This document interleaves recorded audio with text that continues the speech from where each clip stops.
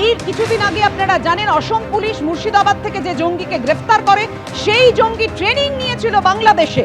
আল কায়েদার শাখা সংগঠন আনসারুল্লাহ বাংলার ধৃত এক জঙ্গির ট্রেনিং হয়েছিল বাংলাদেশে, এমনটাই খবর পুলিশ সূত্রে। মুর্শিদাবাদ থেকে যে জঙ্গিকে গ্রেফতার করেছিল পুলিশ, পশ্চিমবঙ্গ, অসম ও কেরল থেকে আনসারুল্লাহ বাংলার 8 জঙ্গিকে গ্রেফতার করে অসম পুলিশ। ধৃত 8 জনকেই পুলিশ হেফাজতে পাঠিয়েছে গুয়াহাটি আদালত। পুলিশ সূত্রে খবর, ধৃতদের মোবাইল ফোনে একটি বিশেষ অ্যাপ ছিল, আর এই অ্যাপের সাহায্যে পাকিস্তান ও বাংলাদেশে প্রায় 15 জন হ্যান্ডলারের সঙ্গে যোগাযোগ রাখত জঙ্গিরা। খবর সূত্রের, অর্থাৎ বুঝতেই পারছেন পাকিস্তানে মদত আর বাংলাদেশে প্রশিক্ষণ, যা উদ্বেগ বাড়িয়েছে। চিকেন নেক ভারতবর্ষের একটা ভৌগোলিক স্পর্শকাতর জায়গা, কিন্তু সেটা আজকের থেকে না। যতদিন ধরে ভারতবর্ষের এই অবস্থা হয়েছে, দেশ স্বাধীন হয়েছে তবে থেকে। ফলে ভারতবর্ষের যত পৃথিবীর 4র্থ বৃহত্তম সামরিক শক্তি, যেটা আমাদের হোম মিনিস্টার বলেছেন, উনি তো ইন্ডিকেট করেছেন যে সেনাবাহিনীরও প্রয়োজন নেই, এসএসবি নিজেরাই হ্যান্ডেল করে নেবে। কারণ এটা ছেলের হাতের মোয়া না যে ওখান থেকে কিছু মানুষ বলছে যে চিকেন নেক নিয়ে নেবো, চিকেন নেক নিয়ে নেবো। তারা সবাই বাজার গরম করছে, কেউ বিএনপির, কেউ ছাত্র নেতা।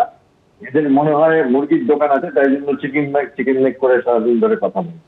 হ্যাঁ, ভারতবর্ষের যে শক্তি, যে আমাদের ব্রহ্মস আছে, যে আমাদের মিসাইলস আছে, আইসিবিএমস আছে, যে আমাদের ফাইটার এয়ারক্রাফট আছে, এগুলো কি আমরা রেখে দেবো গেরাজে?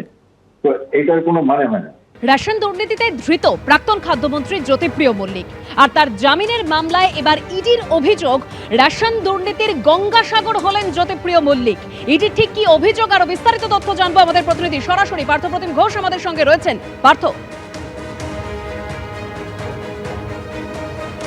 দেখা একেবারে রেশন বন্টন দুর্নীতির গঙ্গাসাগর বলে আজকে অভিহিত করলেন এনফোর্সমেন্ট ডাইরেক্টরেটের আইনজীবীরা আদালত কক্ষে। কিন্তু কেন, যে বিষয়ে তোমায় বলবো, আজকে জ্যোতিপ্রিয় মল্লিকের জামিনের যে মামলা, সেই মামলা শুনানির দিন ছিল আজকে।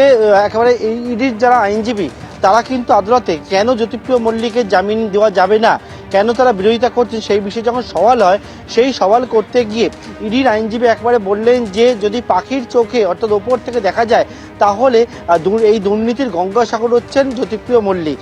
ঠিক যেমনটা গঙ্গায় অনেক শাখা উপশাখা এসে মেশে, এবং ঠিক তেমনভাবেই কিন্তু এক্ষেত্রে জ্যোতিপ্রিয় মল্লিককে তারা যদি দেখেন, তাহলে দেখতে পাবে দুর্নীতির বিভিন্ন দিক থেকে যা যা আসছে, এই দুর্নীতির ক্ষেত্রে যারা যা যুক্ত রয়েছে, সবটাই কিন্তু বালুতে এসে মিশছে। একেবারে সরাসরি এই অভিযোগ কিন্তু জ্যোতিপ্রিয় মল্লিকের বিরুদ্ধে, প্রাক্তন খাদ্যমন্ত্রীর বিরুদ্ধে কিন্তু আদালত কক্ষে তুললেন হচ্ছে ইডির আইনজীবীরা। অন্যদিকে একটা প্রশ্ন উঠেছিল যে জ্যোতিপ্রিয় মল্লিকের এই রেশন বন্টন দুর্নীতির যে মামলা, সেই মামলায় এফআইআর এর নাম ছিল না।